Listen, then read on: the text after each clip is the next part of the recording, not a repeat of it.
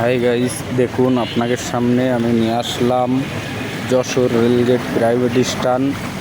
পানির তলায় গেছে, গাড়ির চাকা টাকা সবে ডুবে গেছে। এর উপর দিয়ে যাচ্ছে আপনার রিক্সা এবং অটোরিক্সা এবং ইজি বাইক। আমি পানি দিয়ে হেঁটে আসলাম। দেখুন আমাদের প্রাইভেট স্ট্যান্ডের অবস্থা, Jessore rail gate rail station road. পানিটি একদম ভরপুর, রাস্তা ডুবে আছে, হাঁটু সমান পানি রাস্তার উপরে।